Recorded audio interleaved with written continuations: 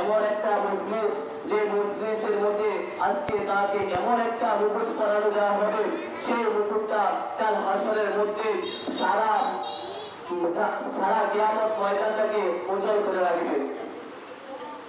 আমি তাদের জন্য দোয়া করি যে আল্লাহ রাব্বুল আলামিন তাহাকে সারা বিশ্বে যেন তাহার সেই কোরআনকে বাণীকে পৌঁছে দিতে পারে, এবং তাহার জন্য আপনারা দোয়া করবেন সে যেন আমাদের যেরকম মাদ্রাসাতে গর্ব অর্জন করে গিয়েছেন, সেরকম ভাবে সারা বিশ্বের মধ্যে যেন সে গৌরব অর্জন করতে পারে। আমি আপনাদের কাছে অনুরোধ করবো যে তাহার মতন একজন হাফেজের মা হওয়ার, হাফেজের একজন সন্তানের মা হওয়ার, বাবা হওয়ার তৌফিক দান করুন।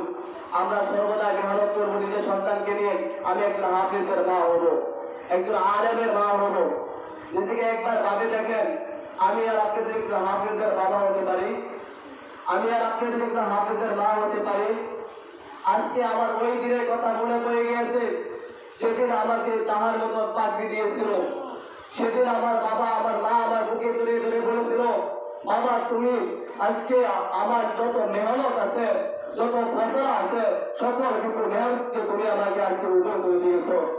একটা ভাবে দেখেন, আপনি ছেলেটা কোরআনের হাফেজ হবে, সারা কোরআনের হাফেজ হবে, কতটুকু একটা গর্বের বিষয়, কতটুকু একটা জিনিস বস্ত করবে যে নাকি আল্লাহ তাআলার কালাম করবে, আল্লাহ তাআলার গুণগান গাইবে, যার মধ্যে আল্লাহ তাআলা সকল ভাষার সকল কিছু বুঝাই দিয়েছেন।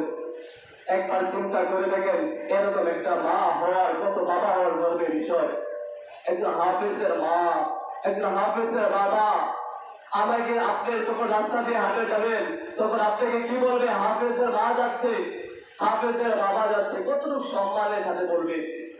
এবং আমি যে রাস্তা দিয়ে হেঁটে যাই, আমার সন্তান যে রাস্তা দিয়ে হেঁটে যায়, কি বলবে? হাফেজ সাপ যাচ্ছে, একজন হাফেজ সাপ রাস্তা দিয়ে হেঁটে যাচ্ছে, কতটুকু একটা গর্বের বিষয়। আমি আল্লাহ রাব্বুল আলামিনের কাছে দোয়া করি, আপনারাও দোয়া করবেন, সে যেন সারা বিশ্বের মধ্যে এরকম ভাবে কোরআনের বাণী পৌঁছে দিতে পারেন। এবং আপনাদের কাছে বিরত অনুরোধ করব যে আপনাদের সন্তানকেও একজন হাফেজ বানান।